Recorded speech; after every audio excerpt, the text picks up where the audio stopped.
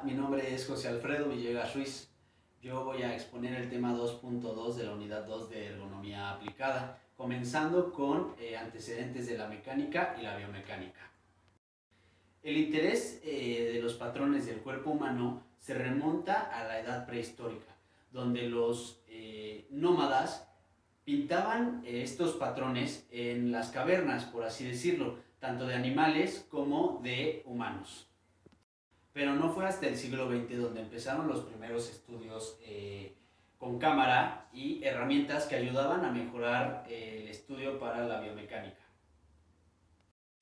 Y del siglo XX a la fecha, el progreso de la biomecánica ha sido bastante rápida, ya que hoy en día existen muchísimos estudios sobre todos estos patrones que tiene el cuerpo humano. Pero regresando un poco en el tiempo, podríamos decir que Aristóteles y Platón son los fundadores de la biomecánica, ya que ellos empezaron a estudiar los movimientos de unos animales, o bueno, de ciertos animales que se encontraban cerca de ellos. Ahora bien, damos un gran salto en el tiempo y nos vamos hasta después de la Primera Guerra Mundial, donde se comienza el estudio como tal de la ergonomía. Por lo tanto, se empieza a estudiar la relación entre el hombre y la máquina y bueno, en cuanto al hombre se estudia la antropometría del mismo y se deriva se comienza a estudiar la biomecánica, que sabemos son los patrones que tiene el cuerpo humano en movimiento. Y se tienen ya nuevas herramientas que nos ayudan a estudiar estos patrones, como lo vienen siendo cámaras de video. Marey en 1885 usó una pistola fotográfica para poder grabar el desplazamiento de la marcha humana y estudiar estos movimientos. Y para 1950 la biomecánica emerge como un área importante de investigación científica en diversas disciplinas, tomando en cuenta que ya aquí se empieza a aplicar en la industria del trabajo. Y el autor Ali propuso el término, la designación del término de antropomecánica. De ahí surgieron muchos términos más, pero por último el que se quedó fue el de biomecánica. Ahora bien, pasamos al tema 2.2.1, que son los tipos de movimientos de los miembros del cuerpo humano. Y comenzamos con el primero, que es el movimiento lineal o rectilíneo. Este es un movimiento que ocurre en línea recta. Y nos dice que los segmentos del cuerpo se desplazan en la misma distancia o de igual distancia mediante una línea recta, como lo puede ser la mano o las piernas. En este tipo de movimiento, cualquier punto o segmento se mueve a través de la misma distancia y al mismo tiempo y en vías paralelas. Y se puede decir que este tipo de movimiento involucra las articulaciones del hombro y el codo. Un ejemplo para este tipo de movimiento es cuando el operario se desplaza hacia el frente para tomar un objeto y agarrarlo. Y bueno, tenemos el siguiente tipo de movimiento, que es el tipo de movimiento angular. Este es el movimiento de un objeto alrededor de un eje en un patrón o curva. Este tipo de movimiento se produce de forma circular, siguiendo el arco de un perímetro o un círculo. Bueno, y este movimiento se realiza a través del mismo ángulo, al mismo tiempo y a una distancia constante del eje de rotación. Y nos dice que todos los segmentos corporales desde sus respectivas articulaciones se describen en un movimiento angular, como lo que viene siendo el codo, el hombro o las rodillas y las piernas. Ahora sigue el movimiento curvilíneo. Este movimiento es la combinación del movimiento angular y rectilíneo o lineal. El centro de gravedad o masa del cuerpo sigue en vías irregulares o curvas. Y bueno, la trayectoria de una parábola es un buen ejemplo de descripción para este tipo de movimiento. Para este tipo de movimiento, el centro de gravedad, la masa corporal se controla en el centro de gravedad. Y bueno, un ejemplo más concreto de este tipo de movimiento es cuando una persona se estira para tomar un vaso de agua y lo acerca a su boca para beberlo. Por último tenemos el movimiento complejo. En este movimiento se combinan los tres movimientos anteriores, que vienen siendo el rectilíneo, curvilíneo y angular. Y bueno, como ejemplo de este movimiento tenemos que puede ser el salir a caminar, el salir a correr o el andar en bicicleta. Podemos ver que aquí se combinan los tres movimientos antes mencionados. Ahora bien, pasamos al tema 2.2.2, que es el de carga física.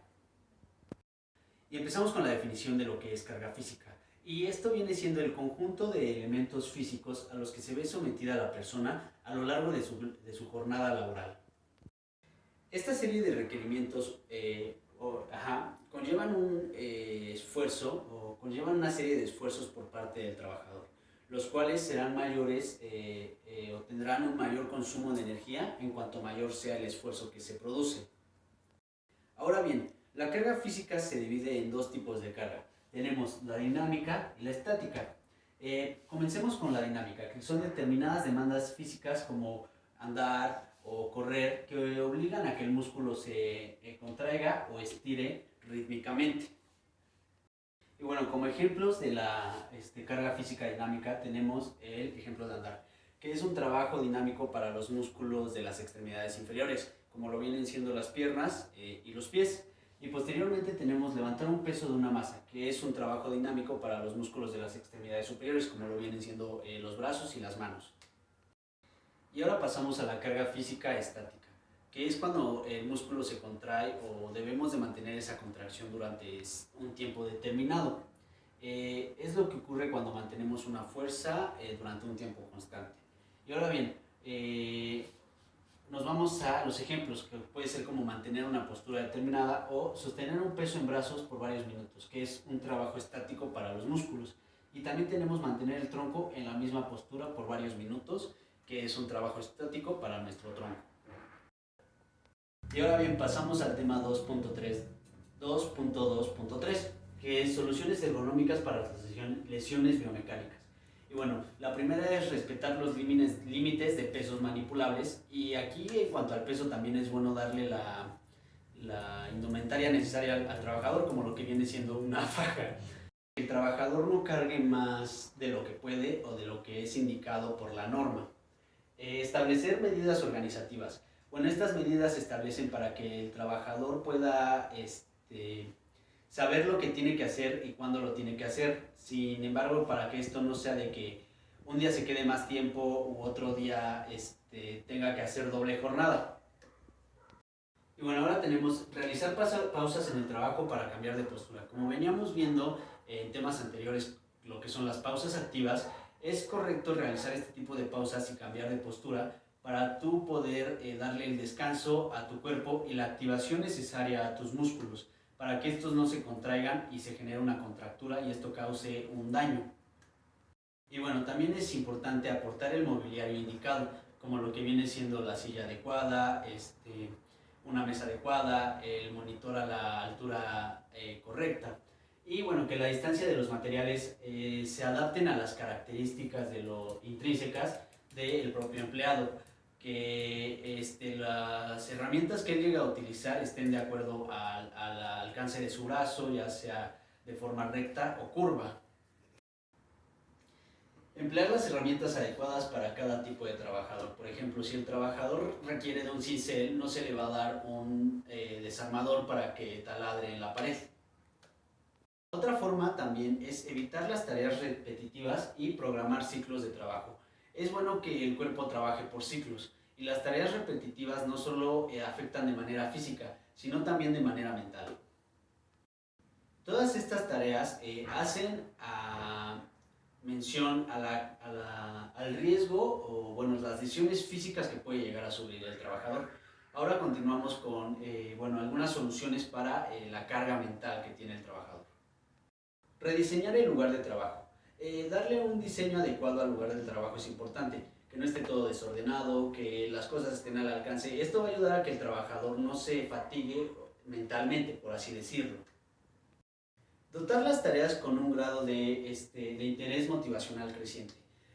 Hacer que nuestro trabajador esté motivado va a ayudar a que mentalmente él se encuentre bien. Y por último, para este tema, es correcto establecer medidas en el plan del personal. Y ahora bien, pasamos al tema 2.2.4, que son criterios biomecánicos para el diseño. Y bueno, indagamos un poco en lo que es la definición de biomecánica. Hace un momento hablamos sobre los antecedentes, pero no como tal de su definición. Y tenemos que la biomecánica es la disciplina que se ocupa del estudio del comportamiento del cuerpo humano en el trabajo. La biomecánica se apoya tanto en la fisiología como en la antropometría y bueno, también tiene contribución al mundo de la ergonomía, buscando de esta manera la salud del trabajador, evitando las lesiones tanto físicas como mentales. Pasamos a los criterios para el diseño. Uno de estos es que la postura de los operarios durante las tareas sea la adecuada, que no esté curva, que esté en la altura indicada y que tenga una silla con un respaldo ergonómico. También pasamos al siguiente, el diseño de los propios equipos y útiles del trabajo, como lo que viene siendo el diámetro de los mangos de las herramientas o la separación entre los mismos, haciendo alusión a unos alicates, por así decirlo. No va a ser lo mismo para una persona que mide 1,90 m que para una persona que mide 1,60 m, por así decirlo. Se puede tomar en cuenta la dirección en la que un tornillo se aprieta o se afloja. Es importante este diseño porque el 90% de la población es diestra. Entonces, si se hace como para alguien que es zurdo, esto afectará a gran parte del personal. Manipulación de las cargas y los materiales, como se había dicho anteriormente, es importante para el diseño de la estación de trabajo, que se tenga la herramienta adecuada para poder cargar en caso de que los materiales sean demasiado pesados. Y ahora pasamos con un adecuado diseño de los tableros y los colores de los mismos. El diseño del tablero es importante para que el trabajador tenga la información necesaria para operar su maquinaria. Como así decirlo, este tablero le va a proporcionar la información del proceso y él los va a ir anotando para tener cierto parámetro de cómo está funcionando el proceso. Los colores también nos indican una señal o un señalamiento importante, ya que en el caso de emergencia puede ser rojo, en el caso de que está funcionando puede ser verde. El diseño aquí es de suma importancia para que el trabajador no se desgaste tanto observando este tablero, por así mencionarlo. Y bueno, una buena ubicación de los componentes dentro del espacio físico. Si el operario utiliza un martillo durante su jornada laboral, es adecuado que esté a su alcance y del lado de donde lo ocupa, que no tenga que cruzar. Por ejemplo, si es diestro, que el martillo esté del lado derecho y no se esté cruzando y puede provocar un accidente o una lesión en un futuro. Y bueno, evaluar correctamente las capacidades de las personas que han sufrido lesiones. Evaluarlas para ver, uno, por qué sufrieron esa lesión y dos, si tienen la capacidad de volver a desempeñar ese trabajo. Es importante que si ya sufrió una lesión se realicen ciclos de trabajo o bueno, cambios en los trabajos o las tareas para que esta persona no vuelva a incurrir en esa misma lesión. Por el momento es todo, muchas gracias, espero esto les haya servido, yo me despido.